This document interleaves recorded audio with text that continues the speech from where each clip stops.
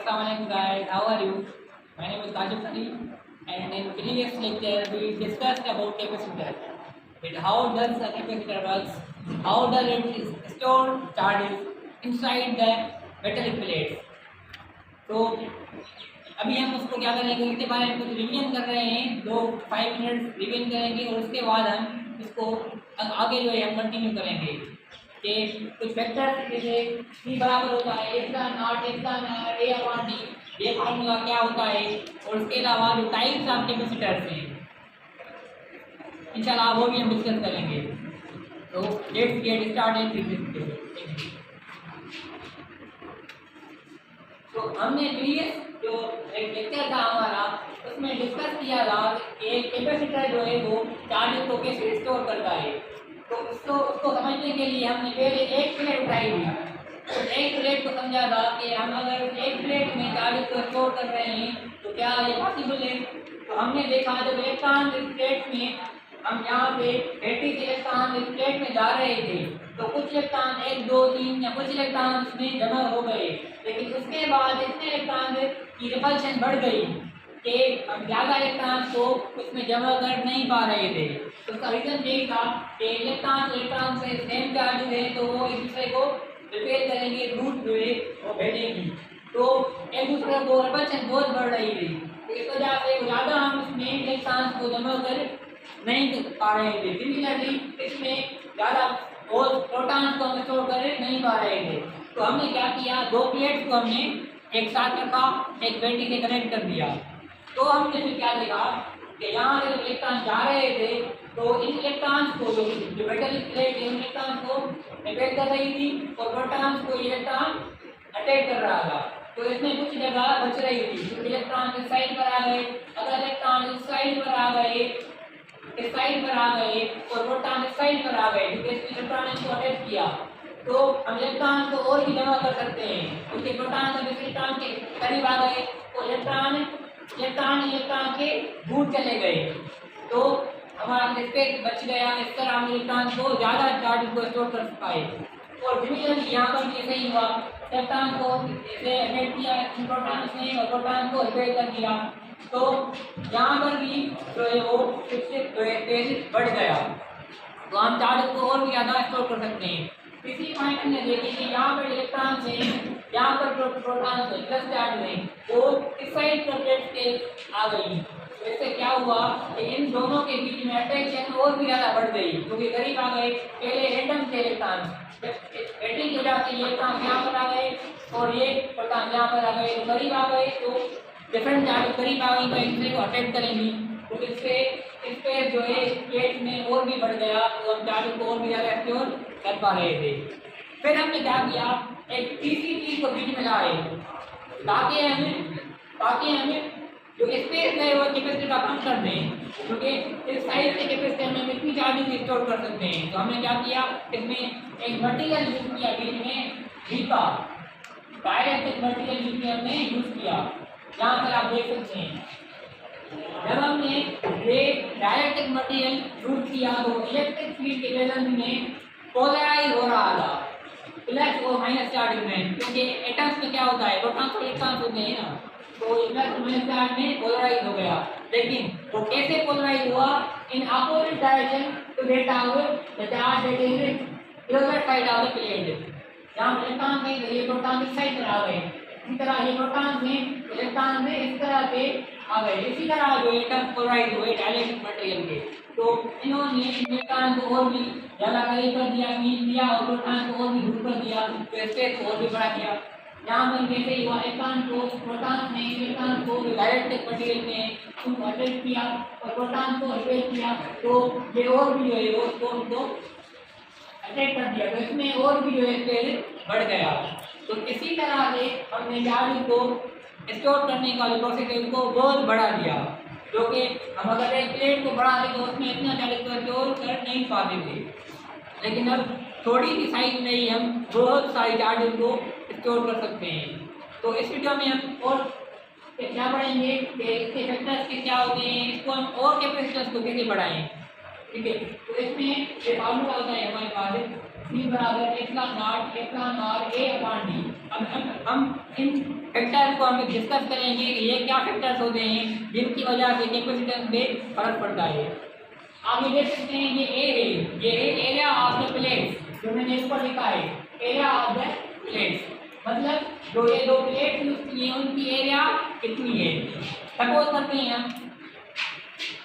ये प्लेट है, सपोज एक इसकी ये एरिया है, दूसरी प्लेट ने उठाई, ये प्लेट उठाई, जिसकी एरिया कितनी है, इसकी एरिया कितनी है, तो इसकी एरिया जो है वो ज़्यादा है इसकी एरिया के कंपेयर में, तो ये चार्जेस को ज़्यादा एब्जॉर्ब करेगी। जाहिर बात है करेगी या नहीं करेगी, क्योंकि स्पेस क्या हो जाएगा, बढ़ जाएगा ना स्पेस। अगर स्पेस बढ़ जाएगा इलेक्ट्रॉन ज़्यादा जमा कर सकते हैं ना। सपोज अगर कोई बर्तन उठाए उसमें पानी डालें, अगर वो बर्तन बड़ा होगा तो उसमें पानी ज़्यादा स्टोर हो जाएगा ना, और अगर उस पानी को एक कोई चीज़ हो जो उसको खींचे अपनी तरफ खींचे तो उसमें स्पेस बच जाएगा ना।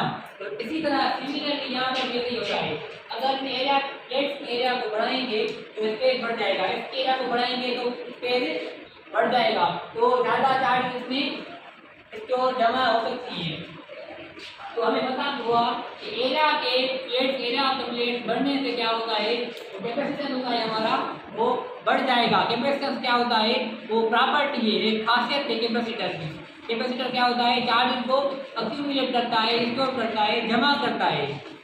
अगर कैपेसिटर क्या है, सपोज ये कैपेसिटर है, ये है तो पेन में से आप समझ लें कि क्या है, सपोज कैपेसिटर है, तो ये क्या करेगी, इसका काम क्या है, कैपेसिटेंस इसका काम है। ये है क्या, कैपेसिटर है, जो फैन में जो डालते हैं वो कैपेसिटर होता है, उसका काम क्या होता है, कैपेसिटेंस होता है उसका काम। मतलब कैपेसिटेंस क्या है, एक प्रॉपर्टी है कैपेसिटर की, एक खासियत है, खूबी है कैपेसिटर की चार्जेस को स्टोर करने की। तो उसकी जो चार्ज करने की खूबी है कैपेसिटेंस वो बढ़ेगी, किससे बढ़ेगी, एरिया बढ़ने से। अगर हम प्लेट की एरिया को बढ़ा देंगे तो कैपेसिटेंस बढ़ जाएगा, मतलब चार्ज को स्टोर करने की सलाहियत उसकी बढ़ जाएगी, क्योंकि ये न्यूमरेटर में है। अगर चीज़ न्यूमरेटर में होती है तो उसको बढ़ाने पे जो कैपेसिटेंस होता है वो क्या हो जाएगा, बढ़ जाएगा, क्योंकि न्यूमरेटर में है।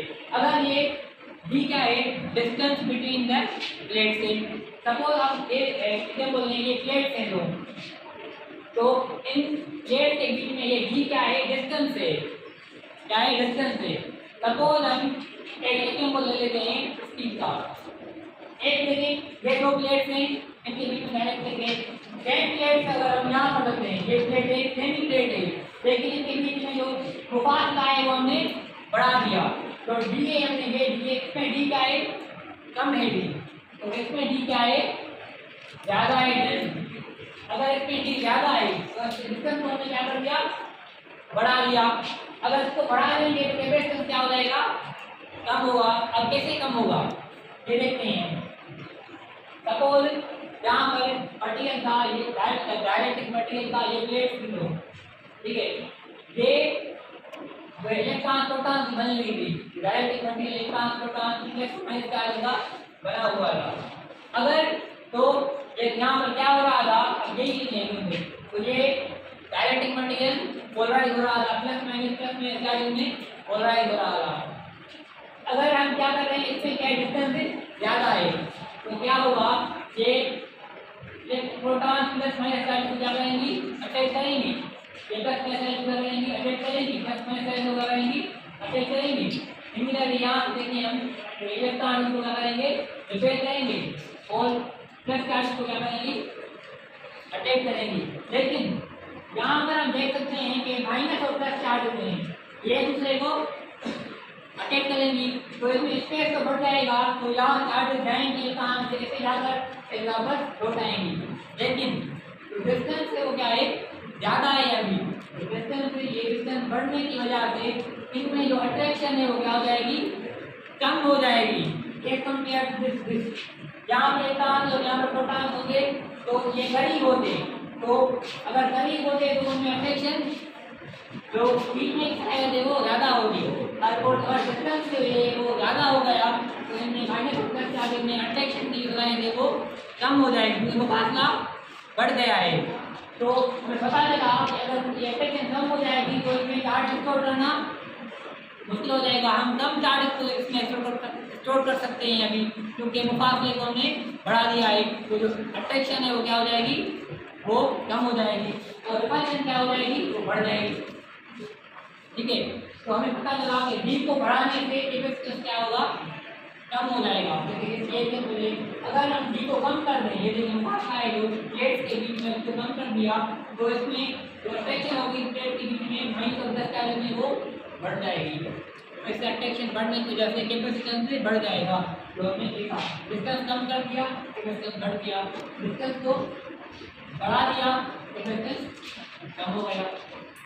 ठीक है, अब हम इसको ऐसे बोल लेते हैं, वो हम एरिया को बढ़ाते हैं, कैपेसिटेंस बोले हमने इसको ऊपर में रखा है, एरिया को ऊपर में रखा है, डी को नीचे में रखा है। मैं आपको एग्जांपल दे रहा हूँ, सपोज ये देखें 1/2 ऐसा बोल दिए, और दूसरा एग्जांपल है 2/2।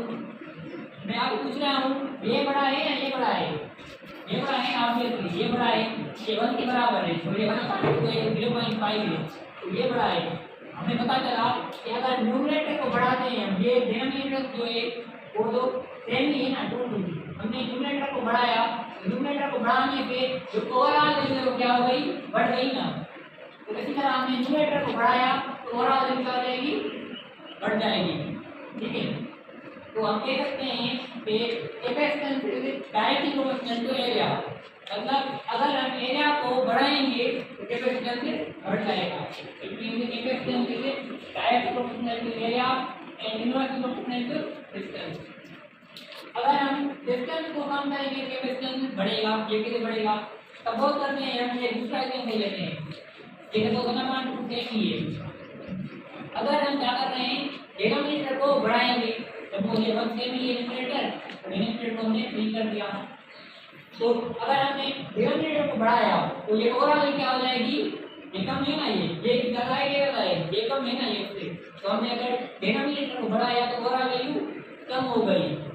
अगर हमने डिनोमिनेटर को कम कर दिया, 3/2 कर दिया, तो ओवरऑल क्या हो गई, बढ़ गई, क्योंकि 1/2 ज़्यादा है ना, इसलिए बढ़ा देंगे ना। हमें पता चला हमें कि डिनोमिनेटर को बढ़ाने से कैपेसिटेंस कम होगी, डिस्टेंस को कम करने से कैपेसिटेंस बढ़ जाएगी। तो इसको हम कहते हैं inversely proportional. Capacitance is directly proportional to area and capacitance is inversely proportional to distance between the plates. इसका मतलब ये हुआ कि अगर एरिया को बढ़ाएंगे तो कैपेसिटेंस बढ़ेगा, एरिया को कम करेंगे तो कैपेसिटेंस कम हो जाएगा। तो डिस्टेंस बिटवीन द प्लेट्स अगर उसको हम जो है वो बढ़ाएंगे तो जाहिर बात है अट्रैक्शन कम हो जाएगी, तो हमारा डिस्टेंस बढ़ने से कैपेसिटेंस में क्या हो जाएगा, डिस्टेंस बढ़ने से कैपेसिटेंस कम हो जाएगा, और डिस्टेंस कम होने से कैपेसिटेंस बढ़ जाएगा। अगर बढ़ने से बढ़े, कम होने से कम हो जाए तो कहते हैं हम डायरेक्टली प्रोपोर्शनल। अगर बढ़ने से कम हो जाए, कम होने से बढ़ जाए तो कहते हैं हम इनवर्सली प्रोपोर्शनल। और उर्दू में कहते हैं, हिंदी में कहते हैं इसको सुबह तो तनासुब या सुबह तो तनासुब। ओके, सुबह तो आए, बढ़ाने से बढ़ेगा, कम करने से कम हो जाएगा, कम करने से बढ़ जाएगा, बढ़ाने से कम हो जाएगा। मतलब ये मैंने एक समझाने के लिए आपको ये एग्जाम्पल दो दिए, ताकि समझाऊँ आपको कि ऊपर क्यों रखा है, इसको नीचे क्यों रखा है। तो ऊपर इसलिए रखा है क्योंकि इसके बढ़ने के लिए बढ़ रहा है, कम होने के लिए कम हो रहा है, और इसलिए रखा है क्योंकि इसके कम होने के लिए बढ़ रहा है, इसके बढ़ने के लिए कम हो रहा है। तो इसके अलावा इसमें जो ये इसका नाट इसका नाट है, ये क्या चीज़ें हैं, ये हमने डायलेक्ट्रिक मल्टीपल यूज किया है, उनकी परमिटिविटी है, परमिटिविटी। ओके, अब ये परमिटिविटी क्या होती है, सपोज एक ये चार्ज है, दूसरी चार्ज है, मैं लिख देता हूँ यहाँ पे, इसको मिटा लें, सपोज इसको मिटा लें,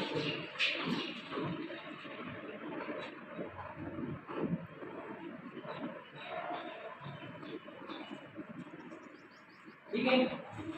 तो सपोज हम क्या कर रहे हैं,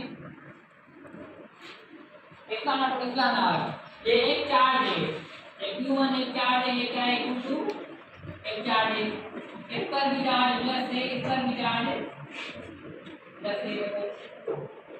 एक दूसरे को क्या करेंगी, रिपेयर करेंगी, दूर करेंगी, तो ये ऐसे जाएगी चार्ज, ये ऐसे जाएंगे चार्ज टूट जाएंगे एक दूसरे से, ठीक है। लेकिन बीच में क्या है हमारा मटेरियल जो है वो हमने यूज किया है, तो ये क्या करेगा लोड को कम कर देगा। सपोज ये दो डोर हैं, फोर्सेस हैं जो एक दूसरे को दूर कर रहे हैं, एक दूसरे को दूर कर रहे हैं, लेकिन अगर इनके बीच में एक ट्रेन आ जाए तो उनका लोड कम हो जाएगा।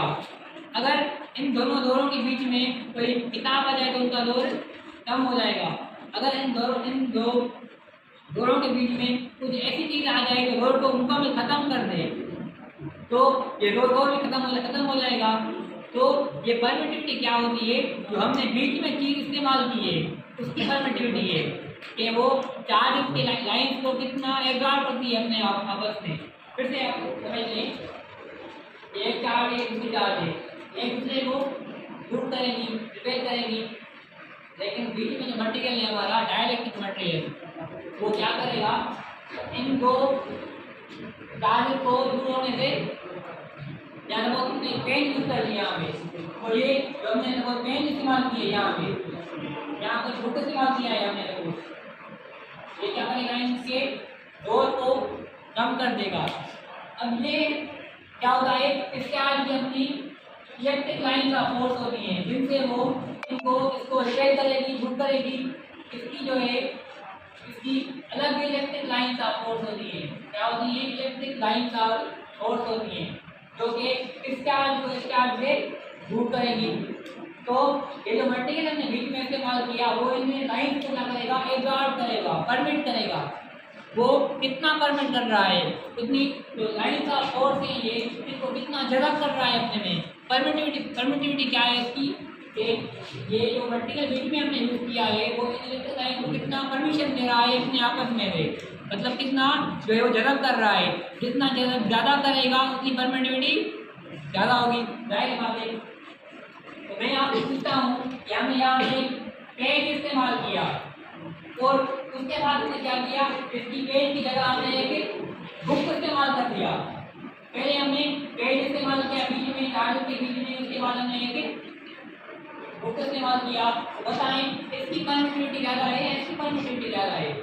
जाहिर बात है इसकी परमिटिविटी ज़्यादा है, मतलब ये परमिशन ज़्यादा देगा लाइन्स को, इलेक्ट्रिक लाइन का फोर्स जो है इनको ये बुक ज़्यादा परमिशन देगा अपने आपस में और ज़्यादा जलब करेगा। तो ये जो डोर है वो कम हो जाएगा क्योंकि इसकी परमिटिविटी ज़्यादा है। वो इलेक्ट्रिक लाइन का फोर्स है जो जिसकी वजह से एक दूसरे को रिपेल कर रही है, दूर कर रही है। तो अगर बुक बीच में आ गया और एक पेन बीच में आ गई तो पेन की इतनी परमिटिविटी नहीं है, वो इलेक्ट्रिक लाइन का फोर्स को इतना जलब नहीं कर पाएंगी, तो रिपल्शन इतनी कम नहीं होगी। तो परमिटिविटी क्या है, कम है, क्योंकि ये इलेक्ट्रिक लाइन का फोर्स को अपने आपस में परमिशन कम दे रही है, जबकि ये बुक है वो इलेक्ट्रिक लाइन का फोर्स को डेवलप करने में ज़्यादा जो है वो डेवलप कर रही है। तो इसकी परमिटिविटी क्या है, ज़्यादा है। तो यहाँ पर देख रहे हैं हम कि कैपेसिटेंस जो है वो डिपेंड करता है एप्सिलॉन नॉट और एप्सिलॉन आर पे, और एप्सिलॉन आर पर डिपेंड कर रहा है। अगर ये तो बेसिकली कांस्टेंट ही है, मतलब सेम है, लेकिन इनके चेंज होने से कैपेसिटेंस बढ़ने से बढ़ेगा, कम होने से कम हो जाएगा। मैं आपको एग्जांपल दे रहा हूँ, अगर ये एप्सिलॉन नॉट परमिटिविटी फ्री है तो ये रिलेटिव परमिटिविटी, मैं दूसरे किसी अपनी वीडियो में आपको बताऊंगा इन फर्क क्या है। फिलहाल आप सिर्फ परमिटिविटी समझ लें कि ये परमिटिविटी क्या होती है। तो आप देखें कि परमिटिविटी बढ़ने के लिए बढ़ेगा कैपेसिटेंस, परमिटिविटी कम होने से कैपेसिटेंस कम हो जाएगा। तो आप देखिए एक हमारी एक पेज है बुक का और ये दूसरा बुक है, इसकी परमिटिविटी क्या है, कम है या ज़्यादा है? कम है ना इसकी परमिटिविटी, लाइन को इतना परमिशन नहीं देगा, जरूरत नहीं करेगा, तो ये रोड कम होगा या ज़्यादा होगा? ज़्यादा रोड होगा, जाहिर बात है, क्योंकि लाइन्स को जलब नहीं कर रहा है। तो अगर इसकी परमिटिविटी कम हो गई तो हमें कैपेसिटेंस क्या हो जाएगा, बढ़ जाएगा, ठीक है ना। सिमिलरली कैसे होगा, अगर परमिटिविटी इसकी क्या हो गई, कम हो गई, कैपेसिटेंस कम हो जाएगा, और अगर इसकी परमिटिविटी बढ़ गई तो कैपेसिटेंस बढ़ जाएगा, ठीक है। तो हमने इसमें तकरीबन जान लिया कि कैपेसिटर कैसे वर्क करता है, उसका जो कंप्लीट कॉन्सेप्ट है हमने डिस्कस कर दिया। अगर फिर भी आपको कोई अगर कंफ्यूजन है तो आप कमेंट में मुझे कह सकते हैं, मैं आपको इंशाल्लाह एक्सप्लेन करूँगा।